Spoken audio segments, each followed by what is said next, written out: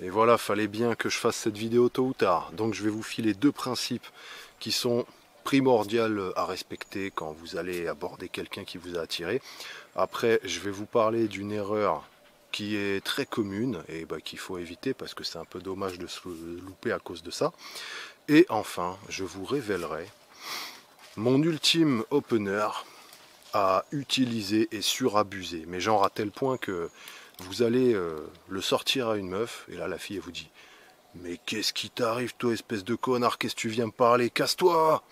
Et là vous dites ok et vous répétez le même truc à sa copine qui est juste à côté, qui a tout entendu, et ça peut très bien marcher, c'est super fluide. Bon, alors je me sens moyennement légitime pour faire cette vidéo, hein, parce que bon, les trucs que je vais vous filer là, la dernière fois que moi-même je les ai utilisés, c'était il y a pratiquement 6 mois, un truc comme ça. Mon focus en ce moment, il est plutôt sur le fait de me préparer à la guerre, devenir bon dans mes domaines, faire ma prépa et tout, ma survie, et bien sûr construire mon jacuzzi extérieur dans lequel je pourrais m'installer confortablement en contemplant ce pays brûlé. Et je me suis dit que quand même, c'est vrai qu'il y a énormément de primates qui s'entraînent aussi physiquement dans le but d'augmenter leur valeur en tant que mec pour être aussi séduisant et attirer des filles bien, quoi.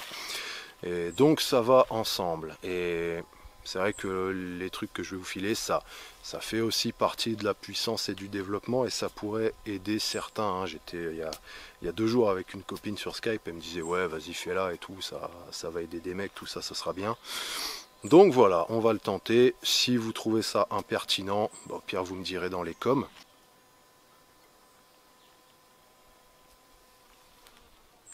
Oh, je viens de taper un insecte volant là, qui faisait du bruit, je pense que vous deviez l'entendre parce que ce mic il capte tout, peut-être même que vous entendez les clochettes des moutons qui sont un peu plus loin derrière.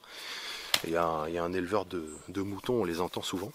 Donc le principe 1, c'est de vous mettre toujours en position d'acheteur quand vous allez parler à quelqu'un, hein, pour parler avec des termes marketing, hein. Moi les termes marketing me parlent bien. En fait il y a énormément de mecs, vous avez observé, hein, qui se mettent en position de vendeur, c'est-à-dire qu'ils vont vers quelqu'un et direct, ils se mettent à raconter des trucs sur eux, à essayer de se vanter, de se rendre intéressant.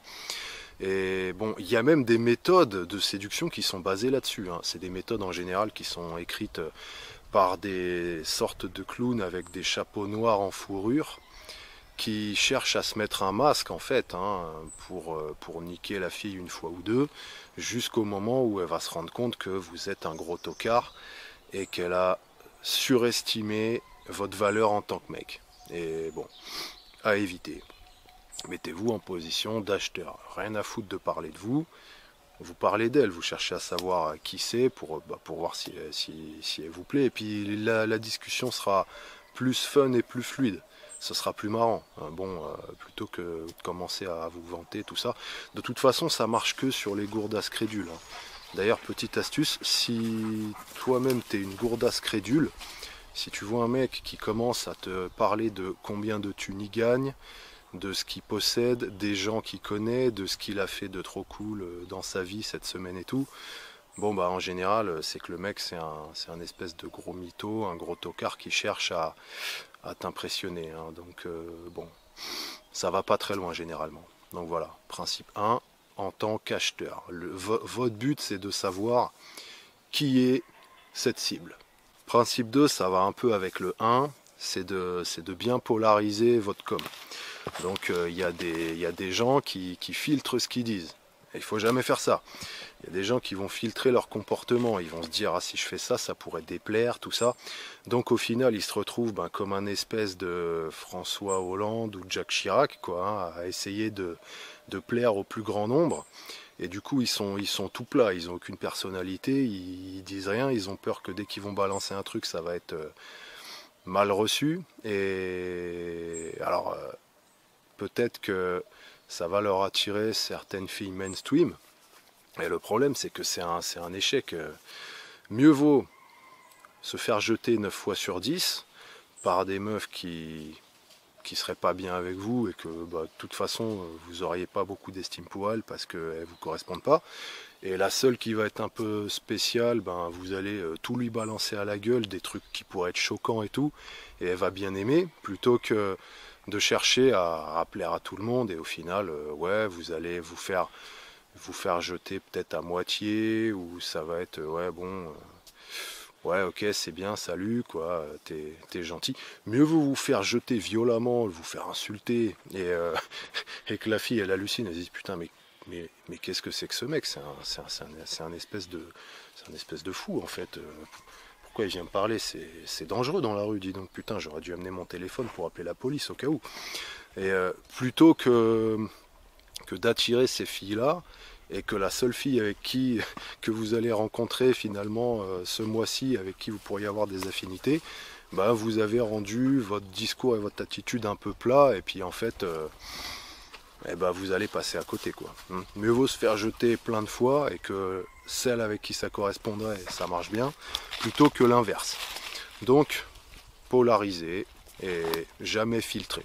On balance tout, on s'en bat les couilles. Le fait de bien se concentrer sur la polarisation comme ça, enfin quand je dis polarisation, c'est comme un aimant, hein, c'est d'attirer ce que vous devez attirer et de repousser ce que vous devez repousser. Repousser, c'est aussi important que d'attirer. Hein.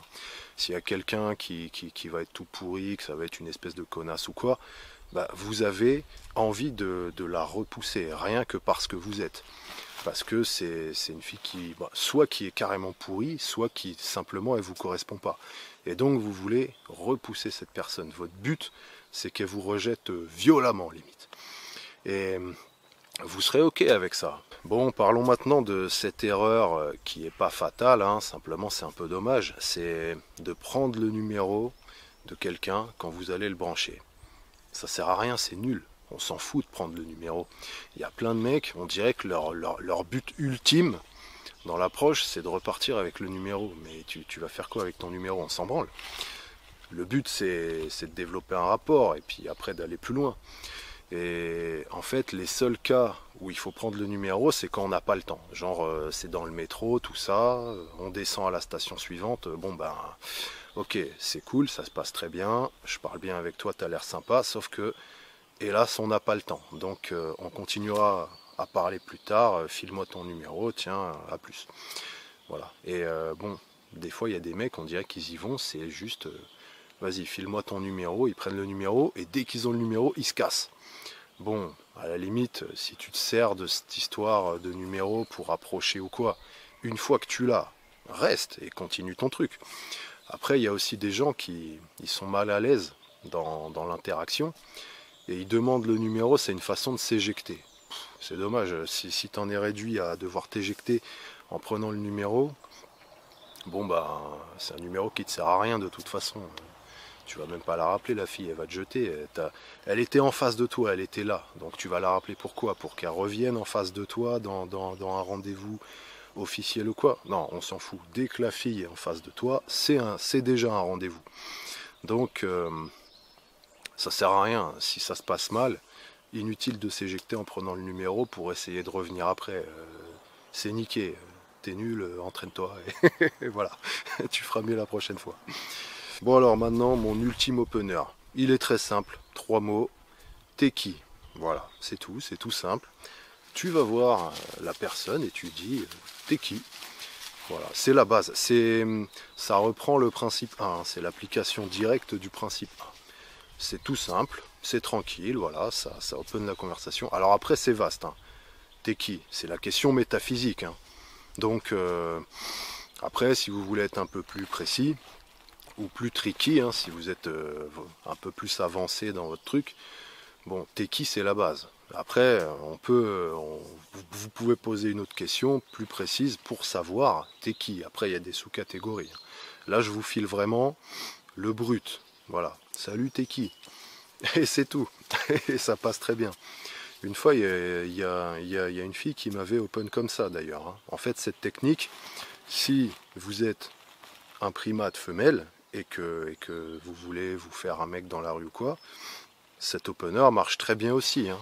Il est à utiliser vraiment et à surabuser. Et après avec les variantes. Après c'est vrai que c'est plus marrant de faire des dérivés du teki qui ont le même but en fait. Hein. Et sinon si vous êtes peu inspiré, balancer un techie ou si vous êtes pris de court, voilà, ça marche très bien. C'est un classique et il est fluide, il passe vraiment dans plein de situations, ça le fait. C'est tout, je crois que j'ai fait un peu le tour. Évidemment, dès que je vais éteindre la cam, je vais encore me dire « Ah merde, j'ai oublié de parler de ça et tout. Ah putain, j'avais aussi ça qu'il fallait que je dise. » Comme d'habitude, hein. Ça vous le savez pas, mais à chaque fois que je finis une vidéo, il y a toujours un truc, j'ai oublié de le dire dans la vidéo en fait. Bon, c'est normal, c'est ça l'inconvénient de faire des vidéos improvisées comme ça sans faire de texte. Enfin voilà, vous avez déjà de quoi appliquer des trucs très puissants ici, hein. Si vous êtes à l'aise avec ça, ça va vraiment le faire. Préparez-vous à devenir un killer. Et moi je vous dis, force and fun, amusez-vous bien, entraînez-vous bien et allez faire un tour sur le site, lâchez un like, tout ça comme d'hab. A plus, moi je vais bosser un peu.